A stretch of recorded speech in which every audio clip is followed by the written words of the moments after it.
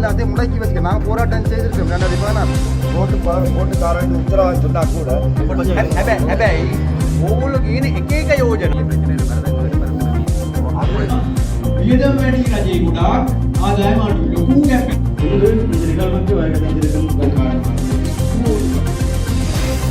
தொழிலாளி அந்த கூலி தொழிலாளி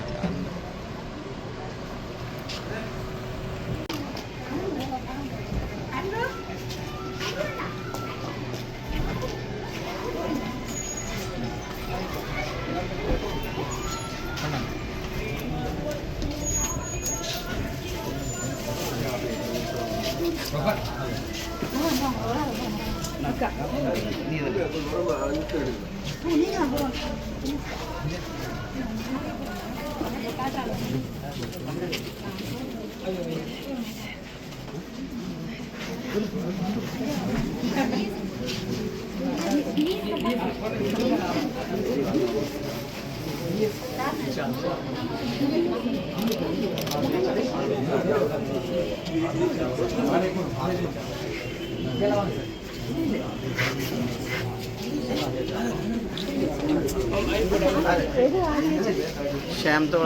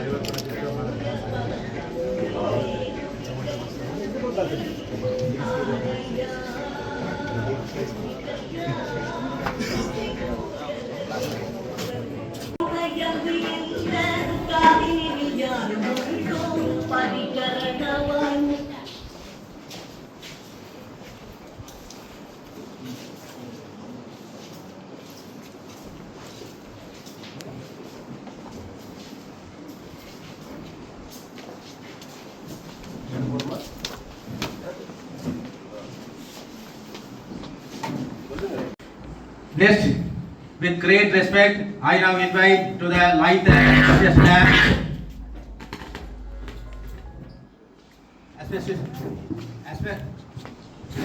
asbestos lab, Member of Parliament, Deputy Minister of Transport and Highways.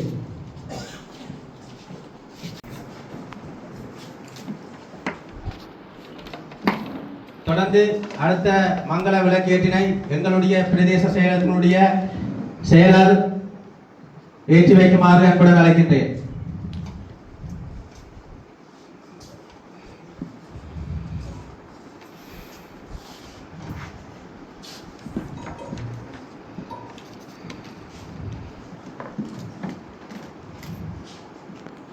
அடுத்ததாக எங்களுடைய தேசிய மக்கள் சக்தியினுடைய சிரேஷ்ட உறுப்பினரும் இந்த பிரதேசத்தினுடைய அமைப்பாளருமான ஷாம் தோழர் அவர்களை மங்கள வேட்டி விளக்கு ஏற்றி வைக்குமாறு அன்புடன் அழைக்கின்றேன்.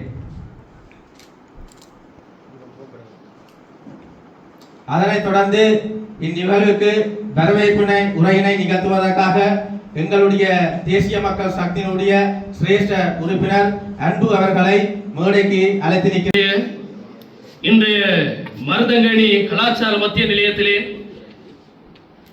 எந்த காலமும் இல்லாத ஒரு வரலாற்று சரித்திரமாக இன்றைய நாளிலே எங்களுடைய போக்குவரத்து நெடுஞ்சாலைகளுடைய பிரதி அமைச்சர் பிரசன்ன குணசேகர் அவர்களை அன்போடு இந்த நாளில் இந்த வடமராட்சி மக்களாகிய நாங்கள் பிரதேச செயலகத்தினுடைய சேர் அவர்களை தயவுடன் நாங்கள் அழைத்திருக்கின்றோம். பிரதேச செயலாளர் அவர்களை செல்லலாம் என்று நான் நினைத்திருக்கின்றேன். எங்களுடைய ஔவையார் உங்களுக்கு தெரியும், ஒரு நல்ல ஒரு பெருமதிமிக்க வரி பாடல்களை எங்களுக்கு உணர்த்தி சென்றிருக்கின்றார். அதாவது வரம்புயர நீருயரும், நீருயர நெல்லுயரும், நெல்லுயர குடியுயரும், குடியுயர போலுயரும், போலியர கோலுயர்வான் என்று உங்களுக்கு தெரியும். கடந்த கால அரசாங்கங்கள் மாறி மாறி. அனைவருக்கும் வணக்கம்.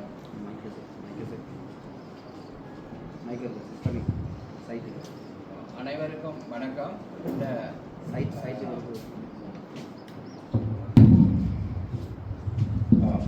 தேசிய மக்கள் சக்தியுடைய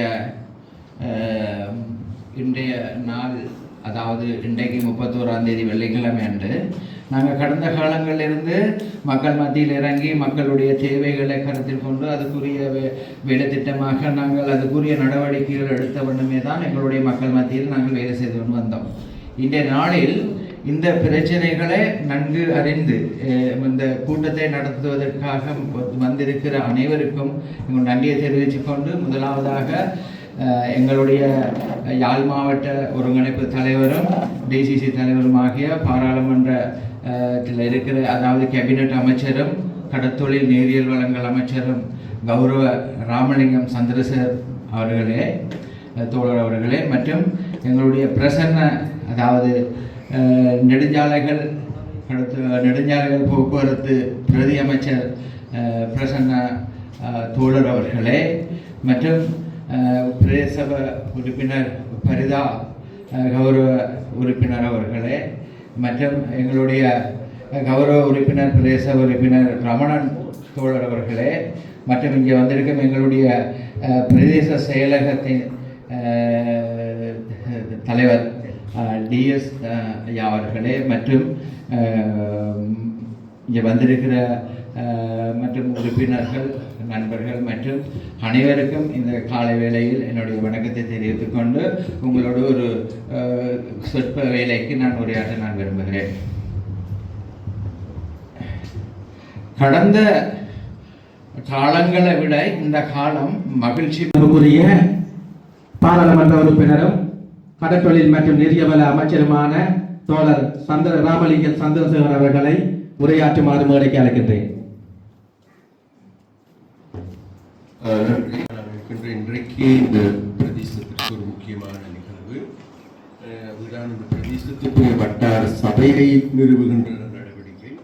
அப்போ அந்த நடவடிக்கைக்கு முன்னெடுப்பதற்காக வருகை தந்திருக்கின்ற எங்களுடைய போக்குவரத்து பெருந்தெருக்கள் பிரதி அமைச்சர் பிரசன்ன குணசேகரன் அவர்களே, அதே போன்று எங்களுடைய பிரதேச சபை உறுப்பினர்களே, அதே போன்று எங்களுடைய இந்த பிரதேசத்தினுடைய அமைப்பாளர் தோழர் ஷாம் அவர்களே, அதே போன்று எங்களுடைய சகோதரிகளே, அதே போன்று இங்கு வருகை தந்திருக்கின்ற அன்பார்ந்த சகோதர சகோதரிகளே, உங்கள் அனைவருக்கும் எனது காலை வணக்கத்தை தெரிவித்துக் கொண்டு, விசேடமாக இன்றைய நிகழ்ச்சி $502 மில்லியன் நமக்கு தேவை. 5 மடங்கு விலை அதிகம். உலக சந்தையில் இன்றைக்கு அன்றைக்கு 60 ரூபாய்க்கு இருந்தது, இன்னைக்கு 110 140 ரூபாய்க்கு போயிருக்கு. இவ்வாறான ஒரு நெருக்கடியான சூழல், இவ்வாறான நெருக்கடியான சூழலின் காரணமாக தான் இப்போது மக்கள் மத்தியில் கொஞ்சம் வாழ்க்கை செலவு வந்து கஷ்டம். இது எங்களுக்கு தெரியும். ஆனால் அதற்காக நாங்கள் எடுத்துக்கொண்ட தோழர்கள் நீங்கள் எல்லாருமே, அதாவது யாழ்ப்பாணத்தில் இருக்கின்ற மக்கள் வாக்களித்து தேசிய மக்கள் சக்தியை முதலாவது இடத்துக்கு வந்திருக்கிறார். அதனால் எங்களுக்கு ஒரு கடப்பாடு இருக்கின்றது, எங்களை நம்பி வாக்களித்த மக்களை கைவிடுவது. அதுக்காக வேண்டிய எங்களுக்கு இருக்கின்ற பிரதானமான சவால் தான் வேறு எதுவும் இல்லை. நாங்கள் விஷயமாக இந்த நாட்டுக்கு நாங்கள் வந்து வரும்போது சொல்றது, நாட்டில் ஒரு புதிய அரசியல் கலாச்சாரம், புதிய அரசியல் கலாச்சாரம் என்ன நமக்கு எல்லாருக்கும் வந்து இந்த நாட்டில் அரசியல்வாதிகள் என்றால் மேட்டுக்குடிகள், உயர் ஜாதி நிலச்சுவாந்தர்கள் அல்லது வளவுக்காரர்கள், சிங்களத்தில் எடுத்துக்கொண்டா வளவுக்காரர், இவங்களுக்கு மாத்திரம்தான் இந்த அரசியல் சொந்தமாக. ஆனால் இன்றைக்கு என்ன நடந்திருக்குது? சாதாரண மக்கள் கையில் அரசு அதிகாரம். அண்ணன் தோழர்கள் யாரு? உங்களை விட கஷ்டத்தில், உங்களை விட வறுமையில் இருந்தவர். அப்பா வந்து ஒரு கூலி தொழிலாளி, கொப்பிலாக வெளிச்சத்தில் படித்தவர். ஏலவல் ஓலவல் படிக்கின்ற காலத்தில் ரயிலில் ஏறி வடையும் வித்திருக்கிறார். அப்ப அவ்வாறான நபருக்கு தெரியும் மக்களுடைய கஷ்டம் என்ன, துன்பம் என்ன, பசி என்ன, பட்டி என்ன, முழங்கடி என்றால் என்ன, குளிர் என்றால் என்ன, மலை என்றால் என்ன உணர்ந்த நபர். இந்த விஷயம் ரணிலுக்கு தெரியுமோ? ரணில் என்னைக்காவது பசியில் இருந்திருப்பாரும் இல்லை. ராஜபக்சா பசியில் இருந்திருப்பானா? இல்லை. நாமல் ராஜபக்ச பசியில் இருந்திருப்பானா? இல்லை. அப்ப அதன் காரணமாகத்தான் நமக்கு எல்லாருக்கும் தெரியும், நீங்க எல்லாரும் இன்றைக்கு கூடுதலாக நேசிக்கின்ற நபர் யாரு கேட்ட வேற அந்த அனுர மாற்று கருத்து. ஏன் அனுர மீது வருகின்ற அந்த அன்பு, அனுர தோழர் மீது வருகின்ற அந்த லவ் நாமல் பார்த்தோம் வருதா உங்களுக்கு? ரணிலை பார்த்தா வருதா உங்களுக்கு? ராஜபக்சாக்கள் பார்த்தா வருமா? நாட்டில் ஆட்சி செய்வதாக கூறி எமது நாட்டில் குரல் அடைத்தார். எமது நாட்டில் இருக்கின்ற மக்களை ஒற்றுமைப்படுத்துவதாக கூறி மக்களை பிரிந்தவர்கள்.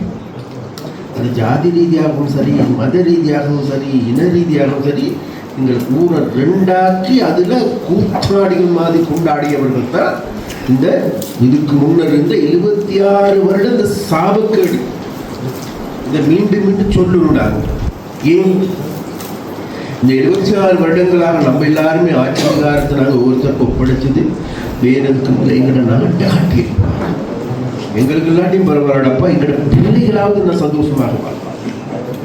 ஆனா என்ன நடந்துச்சு? இன்னைக்கு என்னுடைய பிள்ளைகளுடைய வாழ்க்கை போதை பொருள் வியாபாரிகளிடம் ஒப்படைக்கப்பட்டது. போதை என்கின்ற பிசாசிடம் எங்களுடைய பரம்பரை இன்றைக்கு சிக்கி தவிக்கின்ற. நேற்று கூட யாழ்ப்பாணத்தில் இன்ஜெக்ஷன் அடிச்சு யாரு அப்ப பின்னால இருந்தது யாரு? கடந்த கால ஆட்சியாளர். தொழிலாளி, அந்த கூலி தொழிலாளிக்கு பிறந்த ஒரு பிள்ளைதான் அனுர. அனுரவுக்குத்தான் தெரியும் எங்களுடைய இந்த கிராமத்தினுடைய ஒவ்வொரு மக்களுடைய வலிகள், அவர்களுடைய துன்பங்கள், இன்பங்கள் என்ன விதங்களில் அமையும் என்ற உணர்வு பூர்வமான ஒரு தோற்றப்பாடு அவர் மனதில் எழும். எனவே இன்று உங்களால் உருவாக்கப்பட்ட, உங்களால் அனுப்பி வைக்கப்பட்ட இந்த ஜனாதிபதி அனுர அவருடைய எதிர்காலத்துக்கு உங்களுடைய சுவீட்சமான வாழ்க்கை அவசியம். முதலில் உங்களுடைய சுவீட்சமான வாழ்க்கையின் ஊடாகத்தான் எங்களுடைய அனுபவமானுடைய எதிர்கால அரசியல் அமைய வேண்டும் என்று எங்களுடைய அமைச்சர்கள் இந்த இடத்திலே உங்களுக்கு I now invite Dr. Prashanna Kodashena, Transport and Highways, to share his valuable thoughts and address the audience.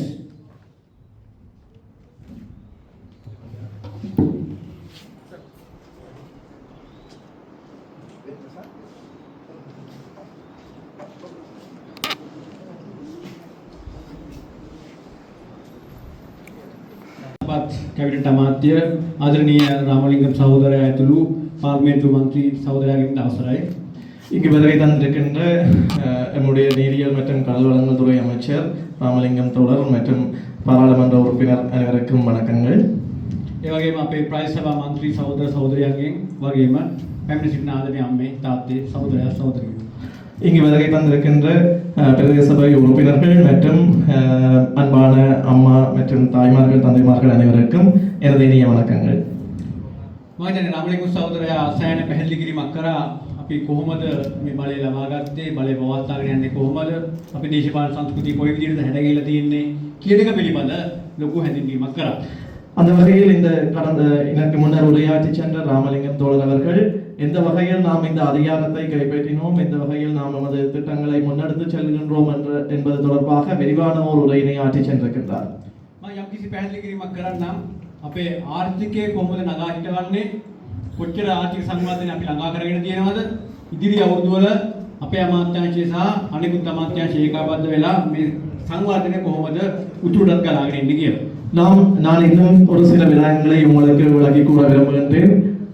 இந்த நாம் ஆட்சிக்கு வந்த பின்னர் எவ்வாறான அபிவிருத்தி திட்டங்களை முன்னெடுத்திருக்கின்றோம், எவ்வாறான அபிவிருத்தி திட்டங்கள் நிறைவடைந்துள்ளன, இனிவரும் காலத்தில் எவ்வாறான அபிவிருத்தி திட்டங்களை நாம் மற்ற அமைச்சுக்களுடன் இணைந்து முன்னெடுக்க இருக்கின்றோம் என்பது தொடர்பான ஒரு சிறிய விளக்கத்தை கூற விரும்புகின்றேன். ඔයගොල්ලෝ දන්නවා අවුරුද්දේ අවසානයේ එන බජට් එක කියලා එකක්. உங்களுக்கு தெரியும் வருட இறுதியில் இந்த பாதீடு அதாவது வரவு செலவு திட்டம் என்று சமர்ப்பிக்கப்படுகின்றது. හැමදාම හැම අවුරුද්දකම අන්තිමට කියවෙන්නේ ඔබ ටීවී එකේ අහනකොට දකින්නවා දැනෙනවා බලනවා වියදම් වැඩි රජේ ගොඩාක් ආදායම අඩුයි ලොකු ගැප් එකක් තියෙනවා.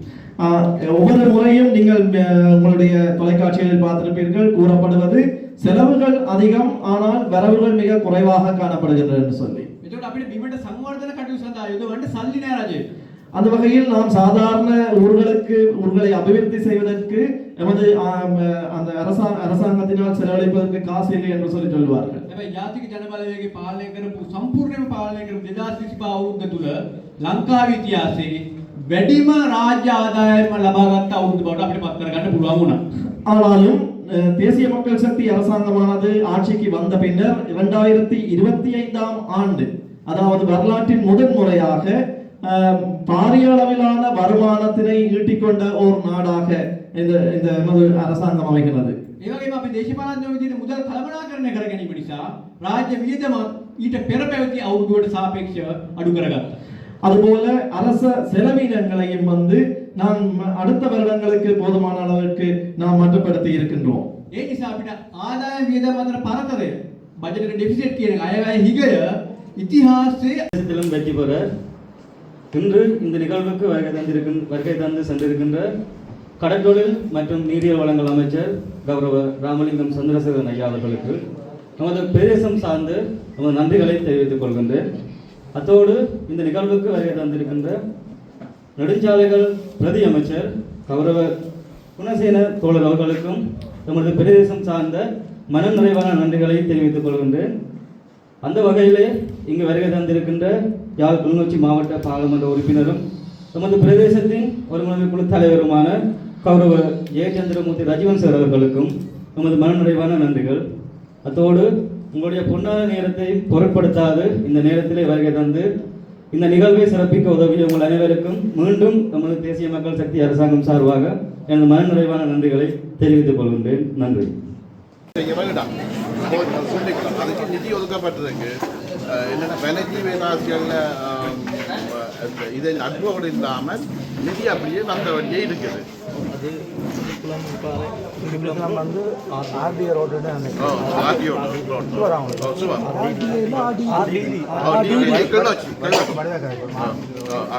அதனால செய்யறாங்க ரூரல் ரோட் ப்ரோக்ராம் செய்யறாங்க. இங்க டிசிசில அப்ரூவ் பண்ணி டிசிசில போட்டாங்க. மினிஸ்ட்ரிக்கு வந்துட்டு நாங்கள் இப்போ போனாச்சு நான் போய் செக் பண்ணுறோம். சரிதாங்க. பட் வைல்ட் லைஃபுக்குள்ளே உள்ளூர் போய் அவங்க பிடிச்சாங்கன்னா பிணை இல்லாமல் 6 மாதம் உள்ளூர் போடுவாங்க. வைல்ட் லைஃப்ல ப்ரொஃபஷன் இல்லாமல் சரியான ஸ்ட்ராங் அவங்களும் சட்டம். இப்போ என்னென்ன உங்களை சட்டம் சரியா மக்கள் 18 வருஷமாக அந்த வீதி தொழில் செய்ய இடம் வீதி மட்டுமல்ல wild life ordinance very strong sir. If they catch us, anybody interfering with that. There's no bail for 6 months. So we should get the permission from wildlife. RDD පාරේ. RDD පාරේ අවුරුදු ගානකට කලින් හදන්න නැතුවම එහෙම කියනවා. ඒකින් තමයි මොකද දීවර මේ රැකියාව කරන මිනිස්සු එතන ගිහලා තමයි මාළු වලගෙන එන්නේ. හරි. ඒකෝට දැන් මේ වනජීවි දෙපාර්තමේන්තුව අතුල තමයි ඒක රෝඩ් එකේ තියෙන වනජීවි දෙපාර්තමේන්තුව. සීමාව තියෙන්නේ. මේ සම්බන්ධව දැන් දැන් ඒක කන්ස්ට්‍රක්ට් කරන්න do we have to take the permission from the wildlife? Right. මේගොල්ලෝ ඉදිරිපත් කරලා තියෙන DCC එක do they have කියලා දාලා තියෙනවා කියලා කියනවා. DCC දාලා තියෙන මේගොල්ලෝ. DCC ல 80 லட்சம் ரூபாய் ஒதுக்கி இருக்குது. 80 லட்சம் சின்ன காசு. எங்களுக்கு என்ன சொன்னா கிடவல் போட்டு DCC ல approval DCC ல எடுத்தாச்சு approval எடுத்தாச்சு. போட்டு எடுத்தாச்சு. ஆனா இவை என்ன வனஜீவராஜ்ய திணைக்களத்தின் லெட்டர் வந்து DSC எடுக்க சொல்லி இருக்கு. We'll proceed it to the wildlife department. Right? We get the permission from the ministry. If there's any road, so we are just overlaying that, no. So we are not widening and improving, and we are not encroaching those wildlife areas. හරි මේ සෞත්‍ර අපි එක දෙපැත්තෙන් අල්ලගන්න යන්නේ නැහනේ. just road එක හොඳට හදනවා විතරනේ ඕල එකක් විතරනේ. right ඒතර අපිට approval ගන්න පුළුවන් වෙයි. DCC க்கு wildlife ஆள் வருவாங்க. அவங்க காட்சி பண்ணுங்க. வருவாங்க. என்னடா பெரிய பிரச்சனை இந்த மரதங்கடி மரத்துற வீதி. அதுக்கு தான் காசு போட்டுருக்கோம். மற்றது சார் அந்த எங்களோட பால பிரச்சனையும் இருக்குது. பாதி கிண்ணச்சிக்கு பாதி யாழ்ப்பாணத்துக்கு கிண்ண தருவோம். அது இங்க இருந்தா போகுது என்ன என்ன சொல்றீங்க நல்ல மரத்துற வீதி. அது கிண்ணச்சிக்கு வராது. அந்த 5 வருஷம் அதுக்கு முழுக்க முழுக்க யாழ்ப்பாணம். அது வந்து என்னன்னு சொல்லி சொன்னா இவங்க அந்த இவங்க RDA டிவிஷன் வந்து ரெண்டா இருக்குது. ஒன்று பரத்துறைக்கு இருக்கு, ஒன்று கிளிநொச்சிக்கு இருக்கு. அதத்தான் அதை விட நாங்க கேபிள் நித்தி விட்ட வீதி போட்டோம்தானே இங்க போடுறது தொடர்ந்து போட்டு நான் வேற டிஸ்ட்ரிக்ட்ல மிஞ்சிற காசுகள் இதுக்கு மாத்த சொல்லி ஆனா இப்ப என்ன நட்டது மட்டும்தான் தான் பிரச்சனை. இல்ல நாங்கள் நல்ல கண்டு பட்டவாரசேல தான் போட்டுருந்தாங்க RR2 அவங்க நல்ல கண்ட்ராக்டர் அவங்கள எப்படியாவது லோவஸ்டா வரப்பட்டு இந்த பிரதேச மக்களுக்கு ஒரு கவலை ஒன்று இருக்குன்னா இது ஒரு தனி பிரதேசம் பேக்வேர்ட் ஏரியா. அப்ப இதை நாங்கள் கைவிடுறோம் வந்து மக்களுக்கு போய் வைத்து கொடுக்குறாங்க. அப்ப நாங்கள் அந்த நோர்தர்ன் ப்ராவின்ஸோட மிச்ச எல்லா காசும் இங்கே வைல்ட் லைஃப் கிட்டீனா பாருங்க. வைல்ட் லைஃப் வந்து அவங்க அனுமதி தரணும் வந்து வருவாங்க. நாங்க போறது என்ன சரி அதை எடுக்கலாம்.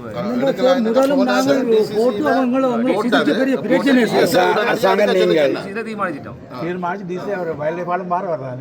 அவர் என்ன சொன்னார்? அது வந்து அது நார்மலா எனக்கு என்ன காய்ச்சல் அது அது வந்து ரோட்டு தானே ரோட்டுல வந்து wild life director has told them concrete hospital காப்பாட்டான்ற ஒரு இது இருக்கு. அப்ப අනුමැතිය எடுத்து கொடுத்தா தாங்க මේමයි ලංකාවේ නීති තියෙනවා. හැබැයි එක නීතියක්වත් හරි ක්‍රමයට කියලා වෙනස් කරන්න බැරි නීති නැහැ. இலங்கையில வந்து நீதி இருக்குது.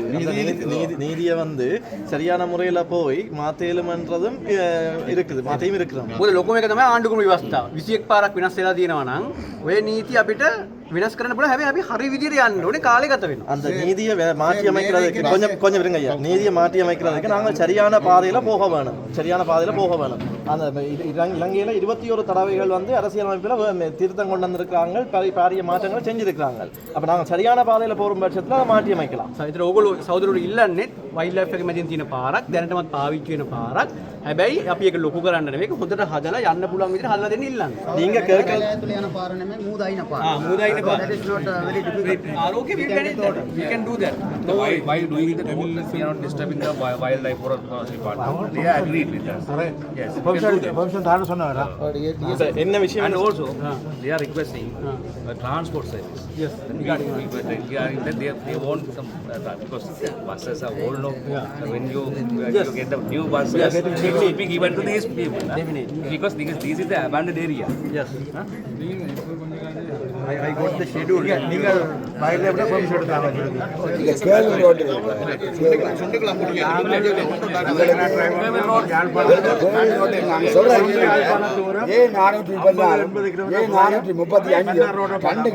அழிவடைஞ்சு போகுது 100%. ஆனால் கேளுங்க, இதை கேட்ட பிற்பாடு கதைங்க. இந்த கேவீர் கிராமத்துக்கு 1 கிலோமீட்டர் தூரம் தான் கருத்த ரோடு பாவிக்கப்பட்டு மற்ற முள்ளியானோட சம்பந்தப்பட்ட கட்டங்கள்.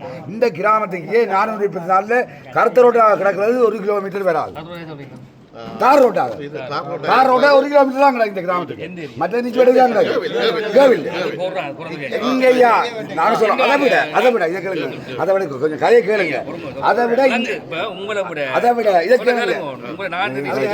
நாங்கள் கிராமவாசிகள் எங்களுக்கு கொஞ்சம் உள்வாங்கினீங்கன்னா உங்களுக்கு நல்லா இருக்கு. இந்த கிராமத்தில் இருந்து 15 கிலோமீட்டர் விஷயத்தை சார் 15 கிலோமீட்டர்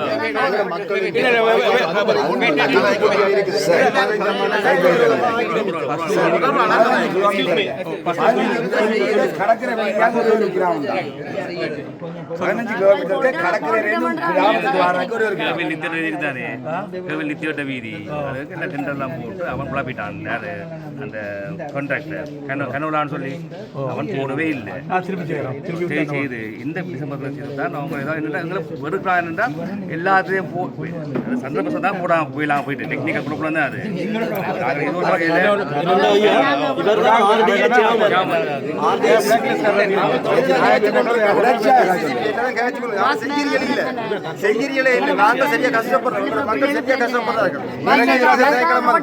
கிராமம் கண்ணும் அடிப்படை இறங்கு காரணமாக இருக்குல்ல.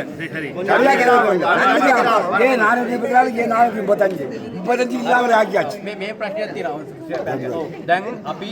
රජයක් විදිහට සල්ලි දාලා තියෙනවා ගොඩාක්. நாங்கள் அரசாங்கம் என்ற ரீதியில தேவையான அளவு காசை ஒதுக்கி இருக்கிறோம். තව දාන්නත් පුළුවන් ඕන. இன்னும் தேவையானாலும் காசு தரையிலும். සල්ලි ප්‍රශ්නයක් නෙවෙයි තියෙන්නේ. இதுல காசு பிரச்சனை இருக்கு. හැබැයි සමාගම් කීපයක් තියෙනවා. අඩු ගානට ලංසු දාලා අපි ටෙන්ඩර්නේ දෙන්නේ. இதுல வந்து சில பகுதிகள் இருக்குது. நாங்கள் டெண்டர் கொடுக்க குறைஞ்ச விலைக்கு டெண்டர் எடுக்கிறதுக்கு சிலர் எடுக்கிறாங்க. අඩු ගානට අරගෙන ඒගොල්ලෝ කරන්නේ නැතුව දාලා ගියේ. அவங்க வந்து குறைஞ்ச விலைக்கு அந்த டெண்டர் எடுத்து போடுறாங்க. டெண்டர் கம்பெனிஸ் வந்து குறைஞ்ச விலைக்கு டெண்டர் எடுத்து போட்டு செய்யலாம விட்டுட்டு போறாங்க. ඊයේ දෙකක් අහු වුණා අපිට මුල්ලතීවලදී බලනකොට. நேற்றைக்கு வந்து 2 வந்து முல்லைத்தீவுல எங்களுக்கு மாட்டுப்பட்டிருக்கு. ඔව් එතකොට ඒක නවත්තන්න පුළුවන් වෙන්නේ අපිට. අපි කියනවා ඒක කියනවා term of correction what is that term නේ correction කරලා යන්න කියලා කියනවා notice to correct කියලා එකක් ගහනවා. ඒක ගහපුවාම එයා ඒ පාර හදලා ඉවරයි. ගත්ත පාර ටික හදලා ඉවර වෙලා විතරයි එයාට අලුතෙන් ටෙන්ඩර් ඉල්ලන්න පුළුවන් වෙන්නේ.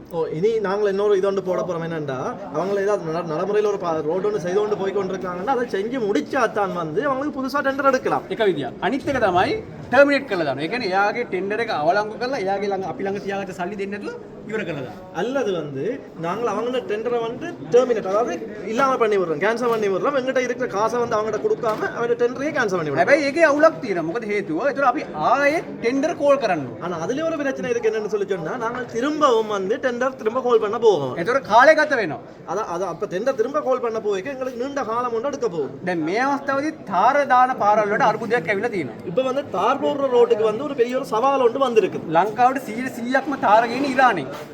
இலங்கைக்கு 100% தார் கொண்டு வரது ஈரான்ல இருந்து. ඒතර ඕගොල්ලන් ඔලුවට එනවා ඊරානි විතරද ලෝකේ තියෙන්නේ තාර ගන්න තව ඕන තරම් රටවල් තියෙනවනේ කියලා. இப்போ நீங்க நினைக்கலாம் ஈரான்ல மட்டும் இருந்தா தார் எடுக்கிறதுக்கு நாட்டுல உலகளவில் நிறைய நாடுகள் இருக்குதானே. හැබැයි තෙල් පිරිපහදු කරන රිෆයින් කරනකොට තෙල් වල අර සල්පර් ප්‍රමාණය හොඳටම ගැලපෙන ලංකාවේ රස්නියට ගැලපෙන තාර තියෙන ඊරානි තමයි. அதாவது இந்த எண்ணெயை வந்து பிரிச்செடுக்க வந்து மசகெண்ணெயில இருந்து பிரிச்செடுக்க இலங்கையின் இந்த வெப்பநிலைக்கு ஏற்ற மாதிரி பொருத்தமான தார் வந்து ஈரான்ல தான் இருக்குது. ඉන්දියාවේ තියෙනවා. ඉන්දියාව ඒගොල්ලෝ එළියට දෙන්න ඒගොල්ලෝගේ හදන්න විතරයි ඒගොල්ලෝ තියාගෙන ඉන්නේ. இந்தியாவில் இருக்குது. ஆனா இந்தியாவில் இருக்கிறவங்க வந்து வெளிநாடுகளுக்கு கொடுக்க மாட்டாங்க. தங்கள்கிட்ட இருக்கிற அபிவிருத்தி திட்டத்துக்கு மட்டும் தான் அதை பாவிக்கணும். තව ලැට්වියා වගේ රටවල් කීපයක බලලා තියෙනවා. ඒ වගේ ගණන් වැඩි. හැබැයි අපි ඒක කියනවා. ஆனா நாங்கள் லபியான்ற மாதிரியான நாடு வேற நாடுகளையும் பார்த்துருக்கோம். அங்கே காசு கூடத்தான். ஆனா எப்படியும் வெயிட்டையும் நான் கொண்டு வர இருக்கிறோம். ඒ නිසා තාර පාරවල් රීටෙන්ඩර් කරලා අපි කැන්සල් කරලා ටර්මිනේට් කරලා රීටෙන්ඩර් කරලා යනකොට පොඩි පරක්කුවක් තියෙනවා පටන් ගන්න. මොකද ඒගොල්ලෝ ගන්නෙ නැහැ තාර නැති හින්දා. இந்த தார் ரோட வந்து நாங்கள் திரும்ப ரீடெண்டர் பண்ணி கேன்சல் பண்ணி போய்க்க ஒரு லேட் ஒன்று இருக்குது. அதாவது நேரம் விடயம் ஒன்று இருக்குது. அதாவது லேட் ஒன்று இருக்குது. என்னன்னு சொல்லி சொன்னா அந்த தார் வர்றது தொடர்பான ஒரு பிரச்சனையும் இருக்குதுங்க. දැන් අපි ගොඩාක් ගිය අවුරුද්දේ මේ අවුරුද්දේ පාරවල් පටන් ගන්න හින්දා මාසයකට ටොන් 16000ක් වුණේ ලංකාවට තාර. போன வருஷம் வந்து நாங்கள் நிறைய ரோட் ஒர்க் வந்து ஸ்டார்ட் பண்ணினதால எங்களுக்கு வந்து 16,000 தொன் வந்து இருபக்க கடலோட நாங்கள் தொழில் செய்கிறதுக்கு இடங்களாக இருக்கிறது வருது.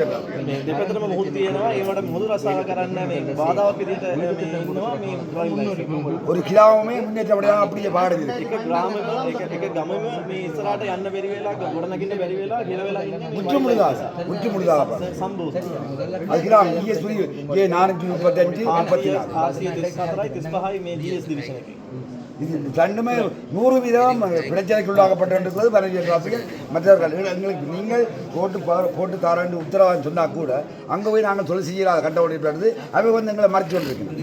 අපි පාරවල් හදලා දෙන්නම් කියලා මේ පුරුදු වුණාටත් හරි අපිට මේ එතන කියලා රස්සාව මුදු රස්සාව කරන්න බැරි විදිහට බාධාවක් එල්ල කරනවා එතන ඉන්න වයිල්ඩ් ලයිෆ් එක. அதை நிவர்த்தி செய்கிற தகுதி உங்களுக்கு தான் இருக்கு, எங்களுக்கு இல்லையே. ඒක හරි කරන්න පුළුවන් පැත්තේ අපිට තමයි තියෙන්නේ. මේම කරන්න පුළුවන්. වයිල්ඩ් ලයිෆ් එක ඔය කියන ප්‍රදේශයෙන් ගලවලා අයින් කරලා අයින් සම්පූර්ණයෙන් අයින් කරන්න බෑ. இந்த வைல்ட் லைஃப்பை வந்து அந்த வனதி ஜீவராசிகள் திணைக்களத்தை பகுதியை வந்து நாங்கள் முற்று முழுது அங்கேருந்து ஹட் இயலாது.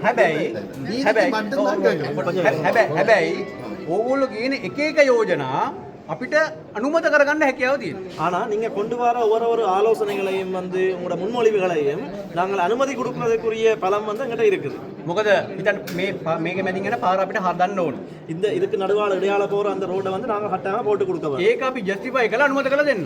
அத வந்து நாங்கள் ஜஸ்டிஃபை பண்ணி பெர்மிஷன் எடுத்து தாரோம். ඒ වගේ තව මොකක් හරි එකක් හදන්න ඕන නම් අපි යෝජනාව අරන් එන්න. අපි ඒක වයිල්ඩ් ලයිෆ් එකත් එක්ක කතා කරලා ඒකත් එක්ක සංශෝධන ටිකක් කරගෙන අපි හදාගන්න පුළුවන්. நீங்க அவ்வாறான வேறு விதிகள் இருக்குமா இருந்தா அதையும் கொண்டு வாங்க. நாங்க வைல்ட் லைஃபோட கதைச்சு பார்த்து இதை வந்து சரியான முறையில தீர்மானம் எடுத்தாரோம். ඕක මෙහෙට තියෙන විතර ප්‍රශ්නයක් නෙවෙයි මීමුරේ කියලා හදන ගමක් තියෙනවා. இது இங்க மட்டும் இருக்கிற பிரச்சனை இல்ல. உங்களுக்கு கேள்விப்பட்டிருக்கீங்களா மீமுறை என்று சொல்லி கண்டியில இருக்கிற ஒரு இடம் உண்டு. මාස දෙකක් හිර වෙලා තිබ්බා. කැලේ මැදින් තියෙන පාරක් කපලා තමයි ගන්න යන්න තිබ්බේ. කපන්න දුන්නේ වයිල්ඩ් ලයිෆ් එක. வைல்ட் லைஃப்ல அதாவது அந்த ஊருக்கு போறதுக்கு காட்டுக்கு நடுவால போற ஒரு ரோட் மட்டும் தான் இருந்தது. 2 மாதம் அந்த அந்த இடம் வந்து மூடப்பட்டு இருந்தது. என்னன்னா அந்த காட்டை வெட்டுறதுக்கு தர மாட்டேன்ட்டாங்க. சில மணப்பாரு வைல்ட் லைஃப் කියනවා මුද ඇතුළ කිලෝමීටර 1කට ඇති. මුදත් 1කට ඇති කියලා. අපි ඒක කතා බහ කරලා හිමිතුරේ සංශෝධන සහිත වෙනස් කරන්න පුළුවන් ඕනේ. நாங்கள் கதைச்சு பேசி இந்த நீதியை வந்து எப்படியாவது மாத்தி கொடுக்க. நீங்கள் நாட்கள் வச்ச ரோட்டு கூட வனவியல் ராசிகளாக இந்த பிரச்சனை இல்லை. அது இடப்படாது இருக்குது. அந்த சின்னங்களே 430 இருக்கல்ல அந்த ரோட்டுக்குரிய பிரச்சனை வனவியல் ராசிகளுக்கும் பிரச்சனை தான். கரண்ட் போச கொண்டு பறிச்சுன்னு திருப்பி ஏற்றப்பட்டது.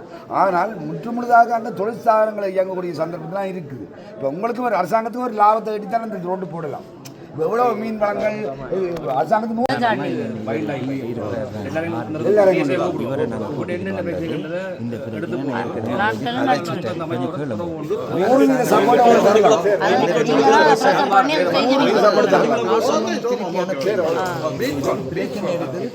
செஞ்சு முடிச்சு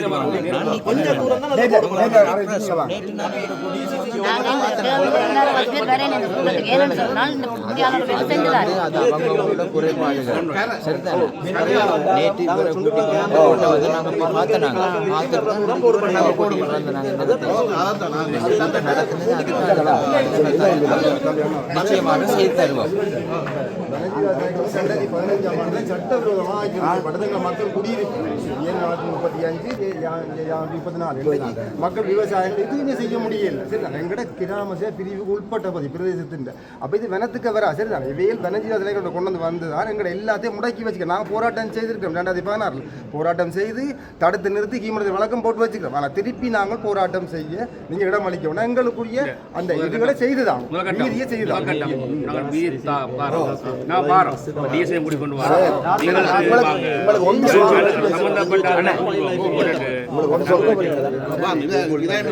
உங்களுக்கு அரசாங்கத்துக்கு எந்த இடவரும் நாங்கள் வரையில்லை.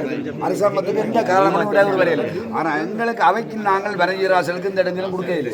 ஆனால் மக்களில் வாழ்வாதாரத்தை கொடுக்குறது சார் என்னென்ன இப்போ கூடுதலாக வந்து என்னென்னா என்னென்னா இப்போ என்னென்னா வார மழை காலங்களில் என்னென்னா கிராமத்தில் இருந்து கடல் பகுதிக்கு தான் தண்ணி போகிறது. அப்போ கூடுதலாக இந்த இப்போ என்னென்னா இது வந்து என்னென்னா அரசியல் நிதியை பயன்படுத்தி தான் இந்த பெக்கோவை வச்சு தான் இந்த தண்ணியை நாங்கள் வெளியேற்றி கொண்டு இருக்கிறோம்.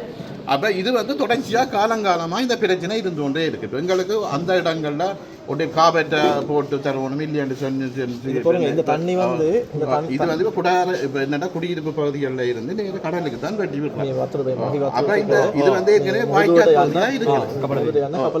அது வந்து இப்போ என்னென்னா குடியிருப்புகளே ஏறுது தண்ணி. இது வந்து இப்போ உடுத்துற பகுதியில் படம் உடுத்துற இது வந்து இதுக்கு என்னென்னு இப்போ கான்கிரீட்டால வாய்க்கால் அமைக்காம இது வந்து வீதி பக்கத்தால குடியிருப்பு இது வந்து கிட்டத்தட்ட 600 மீட்டர் தான் இதுக்குள்ள வேலை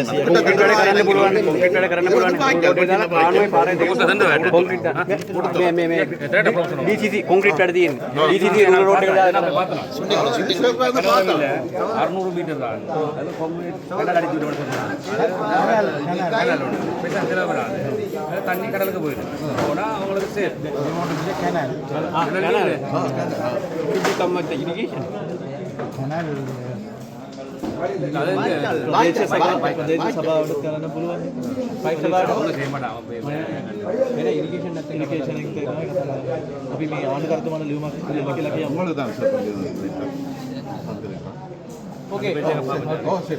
அந்த கனாலால ரோட் மாதிரி பாவிக்கலாம் ரோட் மாதிரி பாவிக்கலாம் ரோடு கரையோடு தான் நீங்க ஒரு கவர்னர் கோரல் எத்தனை எழுதுங்க நாங்க ஒரு தோழர் வருவாரு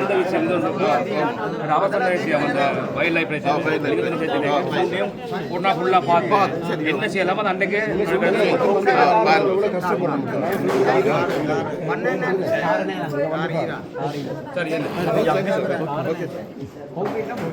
என்ன என்ன கிராமப்புறங்கள்ல